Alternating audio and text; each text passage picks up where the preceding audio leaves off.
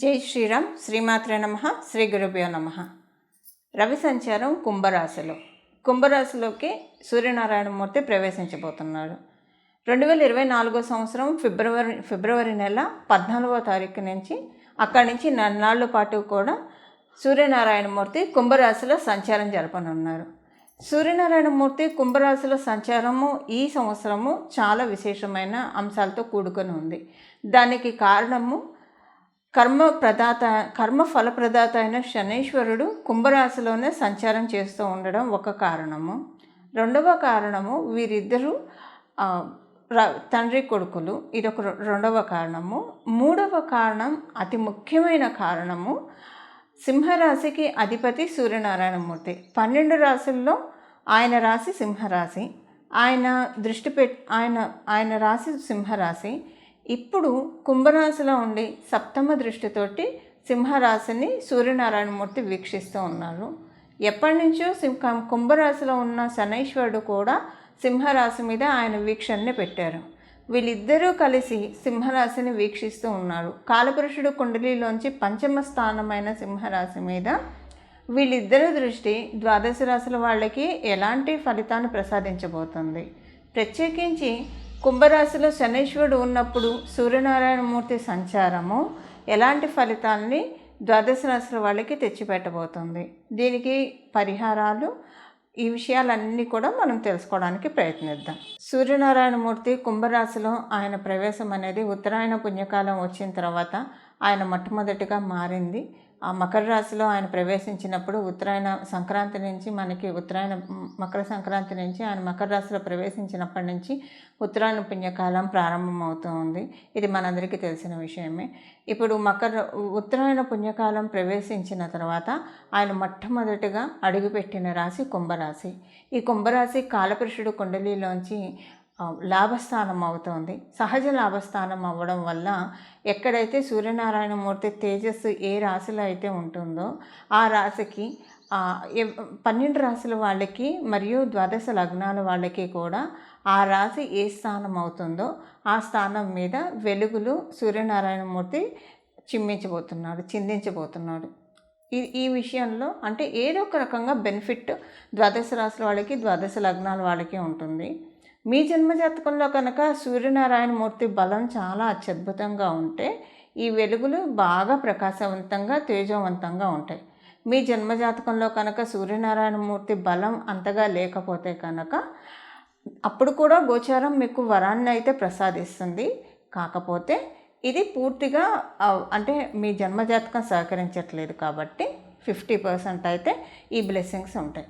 మరియు ఇక్కడ మనం తెలుసుకోవాల్సిన విషయం ఏంటంటే, మీరు కనుక శని మహర్దశ జరుగుతూ ఉన్నా, అలాగే రవి మహర్దశ జరుగుతూ ఉన్నా, వీళ్ళ అంతర్దశలు జరుగుతూ ఉన్నా, ఇప్పుడు సూర్యనారాయణమూర్తి కుంభరాశిలోకి ఆగమనము కొన్ని విశేషాంశాలని సూచిస్తుంది. అంటే ఈ విశేషాంశాలు మీకు ఇంకా ఎక్కువగా వర్తిస్తాయని అర్థము. అలాగే మనకి ఇప్పుడు ఏలినాటి శని జరిగే రాశులు మకర రాశి, కుంభరాశి, మీనరాశి. అలాగే అష్టమ శని మరియు అర్ధాష్టమ శని. అష్టమ శని జరిగే రాశి వాళ్ళు కర్కాటక రాశి వారు, అర్ధాష్టమ శని జరిగే వాళ్ళు వృశ్చిక రాశి వాళ్ళు.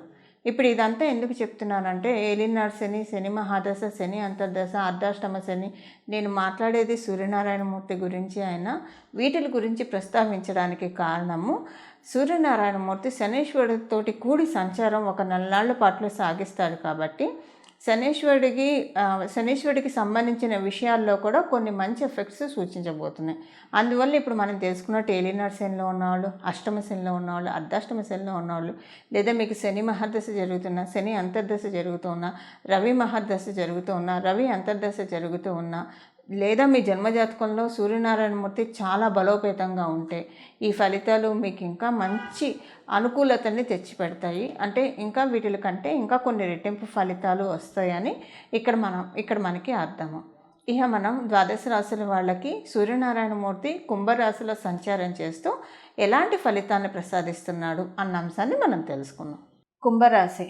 మీ కుంభరాశిలో పుట్టిన వాళ్ళు మీ రాశిలోకి శనీశ్వరుడు ప్రవేశించాడు 14వ తారీఖు ఫిబ్రవరి 14, 2024 సంవత్సరం. మీ రాశిలోకి ఆయన ప్రవేశించడము మీకు కొన్ని అంటే మీ ఆయన దివ్య తేజస్సు మొత్తం కూడా మీ రాశిలో పెట్టాడు. మీ రాశిలో ఆయన దివ్య తేజస్సు పెట్టడం అంటే మీకు ఏవైనా అపార్థాలు, అనుమానాలు, అపోహలు ఉంటే అవన్నీ తొలగిపోయి చాలా మనశ్శాంతిగా, చాలా ట్రాన్స్పరెన్సీగా, క్లియర్గా ఉండడానికి అవకాశం చాలా బాగా ఉంది. అలాగే మీకు ఆయన సప్తమాధిపతి అవుతూ మీ రాశిలో సంచారము ఇది మీకు వివాహానికి అనుకూలతనిస్తుంది. వ్యాపారస్తులకి చాలా అనుకూలమైన శుభ సమయము. అలాగే మీరు ఆల్రెడీ వివాహితులైతే మీ కళత్రానికి చాలా మంచి శుభ సమయం. అంటే మీరు ఒకవేళ ఆడవాళ్ళు అయితే మీ హస్బెండ్కి బాగుంటుంది, మీరు ఒకవేళ మగవాళ్ళు అయితే మీ మిస్సెస్కి చాలా బాగా ఉంటుంది. ఇలాంటి వాటన్నిటికీ చాలా చక్కటి అవకాశము ఈ నెలలో సూర్యనారాయణమూర్తి సంచారం జరిగే సమయంలో చోటు చేసుకుంటూ ఉంది. అలాగే ఆయన సప్తమాధిపతి అవుతూ మీ రాశిలో సంచారం చేయడం అనేది ఒక ఇండైరెక్ట్గా మనం చూసుకుంటే ఇది ఒక మంచి కాంబినేషను. ఈ మంచి కాంబినేషన్ ఏ విషయానికి లీడ్ తీస్తుందంటే మీరు ఒకవేళ ఏమన్నా కనుక అద్దింట్లో ఉండి వేరే అద్దింట్లోకి వెళ్ళాలని ప్రయత్నిస్తే చాలా చక్కటి శుభ సమయం. మీ ప్రయత్నాలు సఫలీకృతం అవుతాయి. ఒకవేళ అద్దిల్లు కాదు, ఏదైనా సొంత ఇల్లు కొనుక్కోవాలనుకున్నా, వెహికల్ కొనుక్కోవాలనుకున్నా, ల్యాండ్ కొనుక్కోవాలనుకున్నా వాటన్నిటికీ కూడా అనుకూలంగా ఉంది సమయం. అంటే ఇవన్నీ కూడా మీకు తీరడానికి అవకాశం చాలా బాగా ఉంది. ఏదో ఒకటి వాల్యుబుల్ ఐటెం అయితే ఈ పీరియడ్లో మీరు ఇంటికి కొంటారు. అది బంగారం అవ్వచ్చు, వెహికల్ అవ్వచ్చు, ఇల్లు అవ్వచ్చు, ఆస్తిపాస్తులు అవ్వచ్చు. ఏదైనా ఒక వాల్యుబుల్ ఐటెం కొనడానికి అవకాశం మీకు కావచ్చు, మీ ఇంట్లో వాళ్ళకి కావచ్చు సూర్యనారాయణమూర్తి ప్రసాదిస్తూ ఉన్నారు. అలాగే మీరు మంచి నిర్ణయాలు తీసుకుంటారు. మీరు తీసుకునే నిర్ణయాల వల్ల మీకు అనుకూలమైన మార్పులు కొన్ని చోటు చేసుకోవడానికి అవకాశం చాలా బాగా ఉంది కుంభరాశిలో పుట్టిన వాళ్ళకి. జరిగేదే మీ రాశిలో కాబట్టి ఈ సంచారము డెఫినెట్గా మీ రాశి వాళ్ళకి ఆయన అష్టమాధిపతి అవుతూ ఉన్నాడు కాబట్టి మీ రాశి వాళ్ళకి ఆయన సప్తమాధిపతి అవుతూ ఉన్నాడు కాబట్టి మంచి యోగాన్ని కలిగించే శుభ సమయమే. అయితే సప్తమాధిపతి మీకు లగ్నంలో ఉండడము, మీ లగ్నాధిపతితో కూడి ఉండడము, అంటే మీ రాష్ట్రాధిపతితో కుంభరాష్ట్రాధిపతితో కూడి ఉండడము ఒక చిన్నగా రాజయోగాన్ని కూడా కలిగిస్తూ ఉన్నాడు. అంటే కొన్ని విషయాల్లో మంచి మంచి కీలక మార్పులు చోటు చేసుకుంటాయి. మీ స్టేటస్ పెరిగే విధంగా కొన్ని స్టెప్స్ వేస్తారు, లేదా ఆటోమేటిక్గా కొన్ని విషయాలు జరుగుతాయి. అది మీకు అర్థమవుతూనే ఉంటుంది, మన స్థాయి పెరగబోతూ ఉంది అని చెప్పి. ఇలాంటి ఫలితాలన్నీ మీకు మరియు మీ కుటుంబ సభ్యులకి వర్తిస్తూ ఉన్నాయి. చూసారు కదండి, మీ రాశి వాళ్ళకి సూర్యనారాయణమూర్తి ఈ కుంభరాశిలో సంచారం చేస్తూ ఎలాంటి శుభ ఫలితాలను ఇవ్వబోతూ ఉన్నారు, మరియు ఏ విషయాల్లో జాగ్రత్తలు సూచిస్తున్నారు. అయితే ఈ శుభ ఫలితాలని మరింత ద్విగుణీకృతం చేసుకోవడానికి, అలాగే జాగ్రత్తలు సూచించిన చోట భగవంతుడు బలంతో ఆ ఇబ్బందుల్ని అధిగమించుకోవడానికి చేయాల్సిన పరిహారం ఒకసారి మనం దృష్టి పెడదాం.